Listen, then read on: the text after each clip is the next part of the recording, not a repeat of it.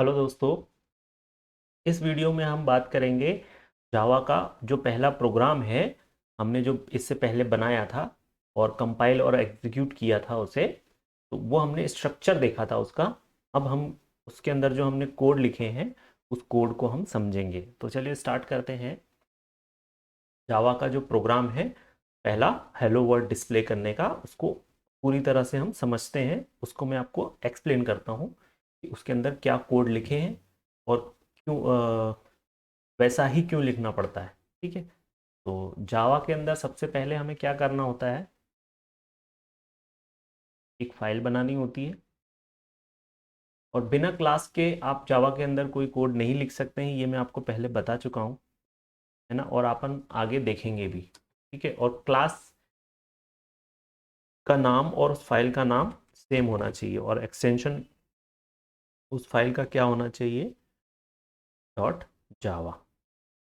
तो इतना काम हम कर लेते हैं सबसे पहले। ठीक है, और इस डॉट जावा फाइल को क्या करते हैं, हम कंपाइलर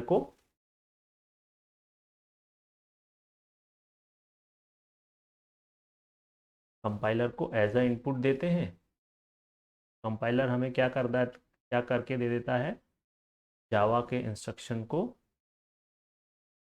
कंपाइलर का क्या नाम है हमारे पास, Java Java compiler dot E X E. ये हमें आउटपुट दे देता है क्या,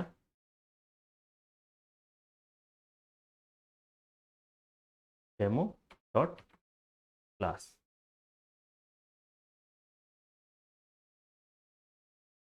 ये इसने हमको आउटपुट दे दिया।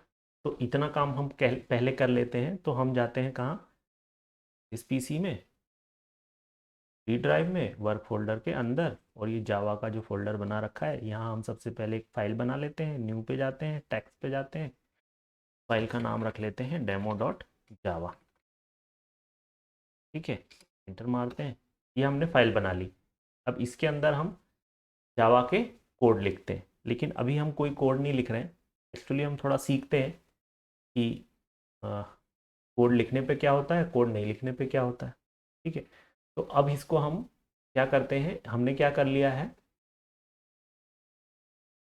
हमने डेमो डॉट जावा फाइल बना ली है। अब हम कंपाइलर को कॉल करेंगे, तो एग्जीक्यूट करेंगे और demo dot Java as a input देंगे, तो ये हमें डॉट क्लास फाइल देगा। तो हम देखते हैं कि देता है या नहीं देता है। ठीक है, कंपाइल करने के लिए हम क्या करते हैं, कमांड प्रॉम्प्ट ओपन करते हैं। थोड़ा मैं छोटा कर लेता हूँ। तो हमने कहाँ फाइल बनाई है, डी ड्राइव में, वर्क फोल्डर के अंदर और जावा फोल्डर के अंदर। तो हम हमारा कंट्रोल कहाँ ले जाते हैं, डी ड्राइव के अंदर, D colon D D work D D Java, CLS से क्लियर कर देते हैं। ठीक है, अब हम किसको कॉल करते हैं, जावा कंपाइलर को, और उसको एज अ इनपुट क्या देते हैं, डेमो डॉट जावा। तो देखते हैं कंपाइल करता है या नहीं करता है। देखिए कंपाइल तो इसने कर दिया, कोई एरर नहीं आई, लेकिन इसने डॉट क्लास फाइल भी नहीं बनाई। क्यों नहीं बनाई, देखिए जो कंपाइलर का काम है, उसका काम क्या है, इस Java program, Java dot Java file के अंदर जो जावा के का कोड लिखा है, जो जावा के प्रोग्राम लिखे हैं, उसको जावा इंस्ट्रक्शन में कन्वर्ट करना। ठीक है, इसका काम सिर्फ और सिर्फ इतना ही है, इंस्ट्रक्शन में कन्वर्ट करना।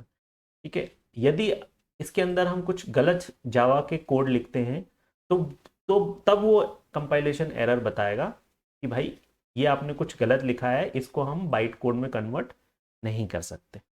तो हमने कुछ लिखा ही नहीं है, हमने कुछ लिखा नहीं है, तो ये कन्वर्ट भी कुछ नहीं करेगा, तो ये डॉट क्लास फाइल भी नहीं बनाएगा, लेकिन ये एरर नहीं देगा। तो कंपाइलेशन एरर इसने नहीं दी है। ठीक है, तो ये कंपाइल किया है हमने, अभी रन करेंगे। तो रन किसको करेंगे, जब हमारे पास क्या नहीं है, डॉट क्लास फाइल है ही नहीं है, तो रन कैसे करेंगे। ठीक है, तो अब हम इसके अंदर एक कोड लिखते हैं। अ, हम लिखते हैं, एक क्लास बनाते हैं। तो क्लास बनाने के लिए हमारे पास क्या कीवर्ड है, क्लास। जब भी आप क्लास कीवर्ड इस्तेमाल करते हैं, तो इसका मतलब आप क्या कर रहे हैं, एक क्लास बनाने वाले हैं। तो क्लास बनाए तो उसका नाम भी लिखना पड़ेगा, कौन सी क्लास, डेमो, और उसका सिंटैक्स कंप्लीट करना पड़ेगा। तो ये स्टार्ट, ये स्टार्टिंग और ये एंड। ठीक है, इस फाइल को सेव कर लेते हैं। एक लाइन की कोडिंग है, कोई ज़्यादा कोडिंग नहीं लिखी है हमने। अब इसको कंपाइल करके देखते हैं। फाइल सेव कर लेते हैं, इसको कंपाइल करके देखते हैं तो क्या ये कंपाइल करेगा? बिल्कुल करेगा। ठीक है, इसने कंपाइल करके डॉट क्लास फाइल भी बना दी। ठीक है, डॉट क्लास फाइल बना दी है ना। हमने क्या सिर्फ एक क्लास डिक्लेयर की है, एक क्लास बनाई है, उस क्लास के अंदर हमने कुछ नहीं किया। कंपाइलर का क्या काम है कि जो डॉट क्लास फाइल आपने एज ए इनपुट दी है उसमें वो चेक करेगा कि जो जावा के कोड लिखे हैं वो सही है या नहीं है। अगर सही है तो वो उसको काय में कन्वर्ट कर देगा, बाइट कोड में, जावा इंस्ट्रक्शन में। तो हमने ये जो एक लाइन की कोडिंग लिखी है ये बिल्कुल सही है, जावा के अकॉर्डिंग बिल्कुल सही है, इसमें कुछ भी गलत नहीं है। लेकिन हमने इसके अंदर कुछ लिखा ही नहीं है, मतलब सिर्फ और सिर्फ क्लास बना दी है और उस क्लास के अंदर हमने कुछ भी नहीं लिखा है। ठीक है, तो अब हम आगे बढ़ते हैं। आ,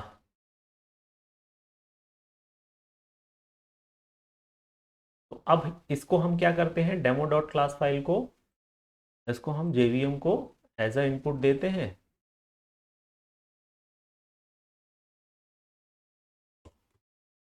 जेवीएम को, तो जेवीएम हमें क्या आउटपुट दे देता है? आउटपुट ये कुछ नहीं देता है, इस डॉट क्लास फाइल को मशीन कोड में कन्वर्ट कर देता है और उसे कहाँ एग्जीक्यूट कर देता है। तो हमारे पास जेवीएम क्या है, कौन सा अवेलेबल है, उसका क्या नाम लिखा है, क्या है नाम उसका, जावा डॉट ई एक्स। और इसको कहाँ एग्जीक्यूट कर देता है ये, कंप्यूटर पे।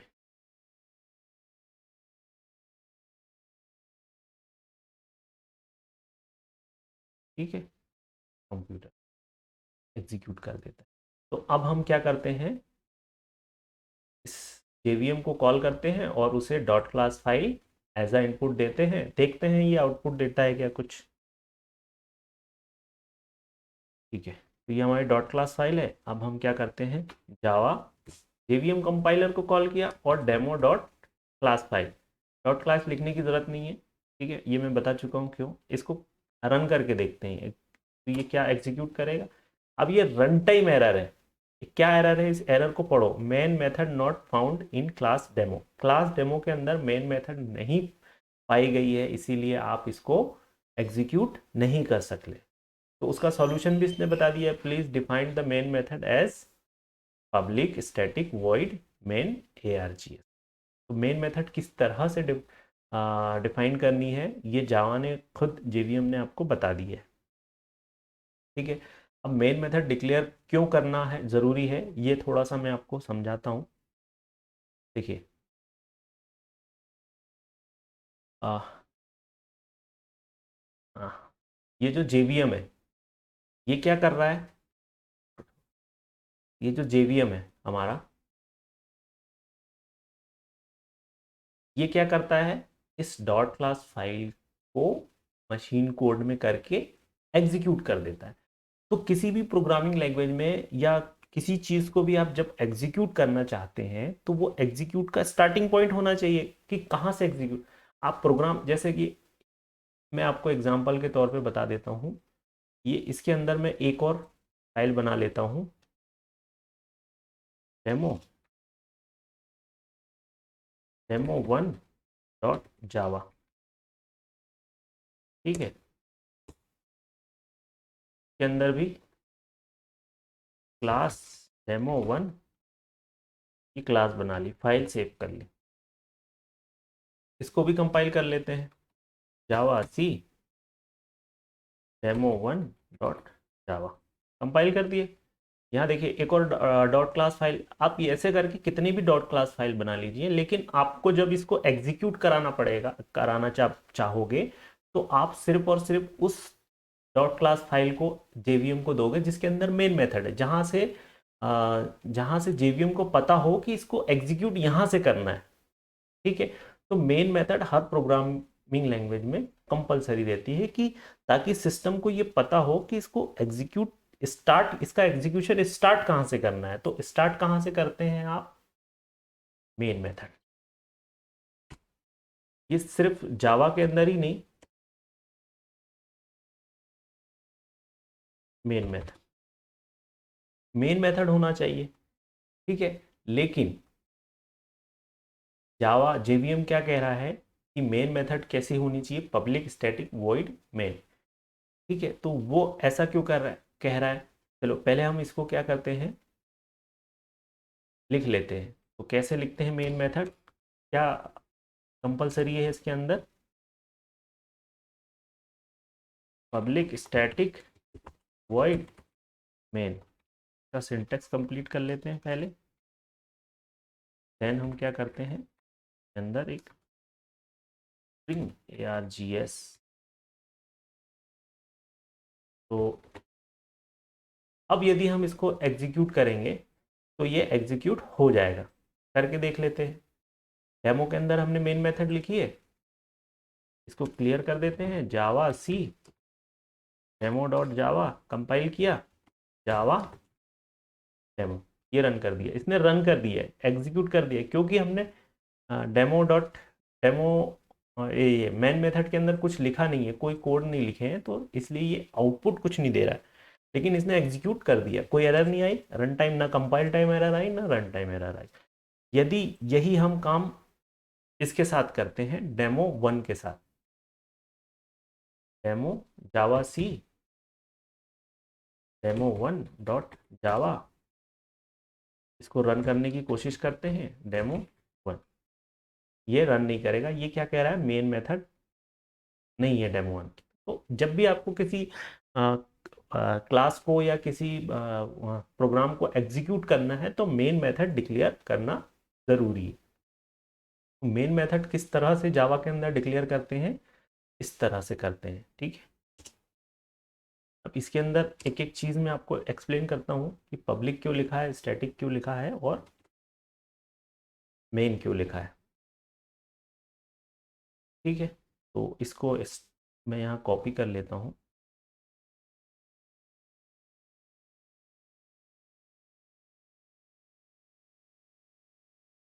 ठीक है, ये यहाँ पे कॉपी कर लेता हूँ मैं।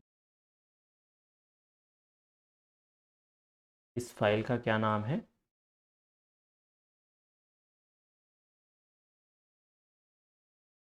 फाइल का नाम है डेमो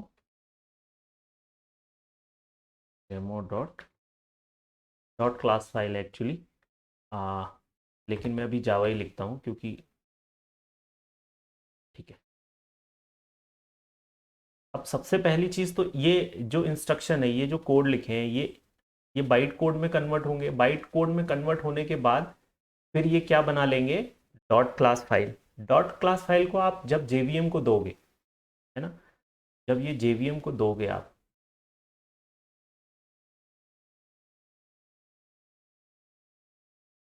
जेवीएम, ठीक है, जेवीएम को दोगे तो जेवीएम क्या इस डॉट क्लास फाइल के अंदर, इस क्लास के अंदर किसको ढूंढेगा, मेन मेथड को। मेन मेथड क्या, मैं समझ ये भी आप समझ गए, मेन मेथड तो होनी ही चाहिए, क्योंकि जो इसको एग्जीक्यूट करेगा उसको पता कैसे चलेगा कि कहाँ से एग्जीक्यूशन स्टार्ट करना है, ठीक है। तो उसके लिए मेन मेथड ज़रूरी है। तो मेन के बाद ये जो वॉइड लिखा है, ये क्यों लिखा है, ये जो वॉइड है वो इसलिए लिखा है क्योंकि ये जो मेन मेथड है ये कुछ रिटर्न नहीं करती।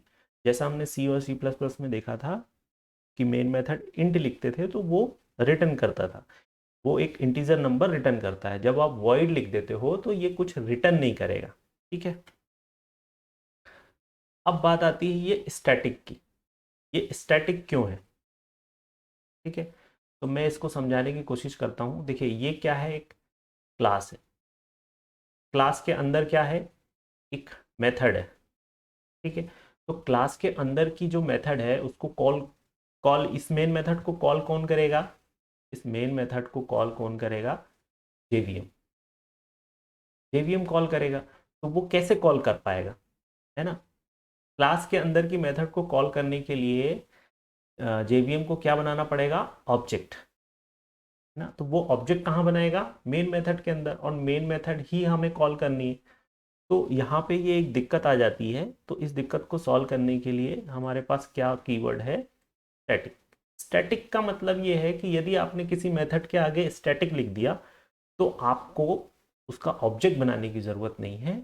वो स्टैटिक मेथड किस क्लास के अंदर है उस क्लास का नाम लिख करके आप उस मेथड को कॉल कर सकते हो। जैसे देखिए मैं लिखता हूँ, क्लास का नाम क्या है, डेमो डॉट मेन।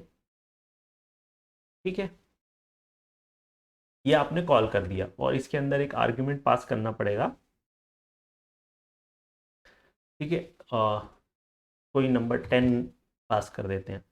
तो इस तरीके से आप जेवीएम क्या है, इस तरीके से मेन मेथड को कॉल कर सकता है। यहाँ आपने ऑब्जेक्ट नहीं बनाया है ना, तो बिना ऑब्जेक्ट बनाए किसी क्लास के अंदर मेथड को कॉल करना है तो उस मेथड को क्या डिक्लेयर करना पड़ता है, स्टैटिक। ये स्टैटिक एक अच्छा खासा टॉपिक है, ये हम आगे डिस्कस करेंगे। अभी जस्ट हमने प्रोग्रामिंग स्टार्ट की है तो इसलिए मैं जस्ट आपको थोड़ा सा इन्फॉर्मेशन दे रहा हूँ कि स्टैटिक क्या होता है। जब भी आप किसी मेथड को स्टैटिक डिक्लेयर कर देते हैं तो उस मेथड को कॉल करने के लिए उस मेथड को कॉल करने के लिए उसका ऑब्जेक्ट बनाने की ज़रूरत नहीं पड़ती है। इस तरह से class name dot method name करके आप कॉल कर सकते हो। ठीक है, तो ये स्टैटिक का आपको मतलब समझ में आया। स्टैटिक का मतलब एक्चुअली क्या होता है, जब आप मेथड किसी चीज़ को स्टैटिक, किसी वेरिएबल को या किसी मेथड को आप स्टैटिक डिक्लेयर कर देते हो तो उसके लिए मेमोरी एलोकेट हो जाती है। उसके लिए मेमोरी एलोकेट हो जाती है और मेमोरी एलोकेट करने के लिए ऑब्जेक्ट बनाने की ज़रूरत नहीं पड़ती। ठीक है, ये हम डिस्कस करेंगे आगे। तो स्टैटिक का पर्पस यही है कि बिना मेथड का बिना उस क्लास का ऑब्जेक्ट बनाए उस मेथड को कॉल कर सकते हैं। तो देखिए यहाँ सिंपल सी चीज़ क्या है, इस मेन मेथड को एग्जीक्यूट का कौन करता है, जावा प्रोग्राम को जेवीएम करता है। तो इस मेन मेथड को कौन कॉल करेगा, जेवीएम कॉल करेगा। तो जेवीएम कॉल तभी कर पाएगा जब या तो इसका ऑब्जेक्ट हो या तो उस वो मेथड स्टैटिक हो। तो इसीलिए वो स्टैटिक कर दिया ताकि वो इसको कॉल कर पाए। और पब्लिक का मतलब ये है कि देखिए ये अलग प्रोग्राम है, ये अलग प्रोग्राम है। यदि इस प्रोग्राम के अंदर किसी मेथड को या किसी वेरिएबल को यहाँ यहाँ अलग प्रोग्राम में कॉल करना है या एग्जीक्यूट करना है तो उसका पब्लिक होना जरूरी है। यदि वो पब्लिक नहीं होगा, प्रोटेक्टेड या प्राइवेट होगा, तो जेवीएम उसको कॉल नहीं कर पाएगा। इसलिए जो मेन मेथड है वो पब्लिक होती है। ठीक है, तो आप मेन मेथड के अंदर आपको इतनी चीज़ें लिखनी ही पड़ेगी, इसके अलावा कोई और आपके पास ऑप्शन नहीं है। पब्लिक भी लिखना पड़ेगा, स्टैटिक भी लिखना पड़ेगा, वॉइड भी लिखना पड़ेगा और मेन भी लिखना पड़ेगा। मैंने एक एक चीज़ को समझाने की कोशिश की है क्योंकि अभी जस्ट हम इनिशियल स्टेज पे हैं, तो अभी हो सकता है आपको कोई चीज़ समझ ना आई हो, लेकिन चिंता वाली कोई बात नहीं है। अभी हम एक एक चीज़ और अच्छे से समझेंगे। ठीक है, अब बात आती है ये स्ट्रिंग ARGS। ठीक है, ये जो स्ट्रिंग है ये एक्चुअली क्लास है और ये जो ARGS है ये आर्ग्यूमेंट है जो आप जब मेन मेथड कॉल करता है जेवीएम तो उसको आप एज अ आर्ग्यूमेंट पास कर सकते हैं। ठीक है, यदि आप कुछ करते हैं तो भी ठीक नहीं, ये एक्चुअली क्या, मेन मेथड को आपको तो कॉल करना ही नहीं है। ठीक है, आपको कॉल करना ही नहीं है, ये किसको कॉल करना है, जेवीएम को। और जब जेवीएम को आप एग्जीक्यूट करते हो और ये dot class file as a input देते हो तो उस समय आप आर्ग्यूमेंट भी पास कर सकते हो। ये हम आगे डिस्कस करेंगे। अभी के लिए तो बस मैं इतना ही बता पा रहा हूँ क्योंकि ये जो है इतना आपको लिखना ही पड़ेगा। और ये चीज़ मैंने नहीं, ये चीज़ आपको कंपाइलर ने भी बता ही दी है। जैसा कि हमने देखा था, मेन मेथड लिखना ही पड़ेगी और मेन मेथड कैसी लिखनी पड़ेगी आपको, इस तरीके से। ठीक है, ये इस चीज़ पे हमें ना ये स्ट्रिंग ARGS क्या है, ये इस पे अलग से एक टॉपिक है, ये इसको मैं आपको एक्सप्लेन करूंगा अच्छी तरह से। ठीक है, तो इतनी चीज़ें हो गई। ठीक है, अब आगे बढ़ते हैं हम। अब हमें क्या करना है, मैसेज डिस्प्ले करना है। मैसेज डिस्प्ले करना है तो हमें क्या करना पड़ता है, सिस्टम। सिस्टम का S कैपिटल है तो आप समझ जाइए जो जावा है केस सेंसिटिव है, कैपिटल को कैपिटल लेता है और स्मॉल को स्मॉल लेता है। तो हमने सिस्टम जो लिखा है वो क्या बोलते हैं, क्लास है। और फिर क्या लिखते हैं हम, डॉट आउट। ये डॉट आउट जो है सिस्टम क्लास का वेरिएबल है, ठीक है, इंस्टेंस वेरिएबल है। उस वेरिएबल के अंदर ऑब्जेक्ट है, सिस्टम क्लास ऑब्जेक्ट है किसका, उसका, जिसके अंदर प्रिंट एलन नाम का एक फंक्शन है जिसको हम कॉल करते हैं, और उसको एज अ इनपुट क्या देते हैं, उसको आर्ग्यूमेंट क्या प्रोवाइड कराते हैं, जो हमें मैसेज डिस्प्ले करना होता है। इसको फाइल सेव कर देते हैं, ठीक है। तो ये भी हम और डिटेल में आगे डिस्कस करेंगे। अभी के लिए सिस्टम जो है क्लास है, और ये जो आउट है ये स्टैटिक वेरिएबल है ना, जिसको कॉल करने के लिए, जिसको मेन मेथड में कॉल करने के लिए आपको ऑब्जेक्ट बनाने की ज़रूरत नहीं पड़ती है। तो सिस्टम डॉट आउट आपने सीधे कॉल कर लिया है। आउट जो है वेरिएबल है, स्टैटिक वेरिएबल है, के अंदर ऑब्जेक्ट है। किसका ऑब्जेक्ट है, जिस जिस क्लास के अंदर प्रिंट एलन मेथड लिखी हुई है और उसको हमने कॉल कर लिया है। ऑब्जेक्ट है तो कॉल कर लिया है, तो ये हेलो वर्ल्ड उसको एज अ इनपुट प्रोवाइड करते हैं, तो वो आउटपुट डिस्प्ले कर देता है आपके आउटपुट स्क्रीन पे। तो इसको हम करके देख लेते हैं कि आउटपुट दे रहा है या नहीं दे रहा है। क्लियर कर लेते हैं, जावा सी डेमो डॉट जावा, कंपाइल कर दिया जावा डेमो। देखिए हेलो वर्ल्ड, हेलो जावा इसने डिस्प्ले कर दिया, ठीक है। इतनी बात आ गई समझ में। अब एक चीज़ और मैं बताता हूँ, इम्पोर्ट। देखिए स्ट्रिंग जो है क्लास है, सिस्टम जो है क्लास है। जब भी आप कोई क्लास बनाते हो तो इसके अंदर यदि आपको मेन मेथड लिखना है तो स्ट्रिंग तो लिखना ही पड़ेगा ना, स्ट्रिंग ARGS। ऐसा तो आपको JVM ने भी बता दिया है और मैंने भी बताया है जब आप कंपाइल कर रहे थे, तो जब इसको एग्जीक्यूट कर रहे थे तो मेन मेथड इस तरीके से लिखी जाएगी। तो बाय डिफ़ॉल्ट जावा के अंदर दो पैकेज इंपोर्ट रहते हैं, import Java dot lang dot string string, ठीक है। और ये सिस्टम सिस्टम भी आपने कॉल किया है, तो बाय डिफ़ॉल्ट सिस्टम भी इंपोर्टेड रहता है। सिस्टम ये आपने डिक्लेयर कर दिया, इंपोर्ट कर दिया, आपने कर दिया तो भी ठीक, और आपने नहीं किया तो भी ठीक, बाय डिफ़ॉल्ट रहता ही रहता है। आप इसको आप कंपाइल करके और रन करके देख सकते हैं।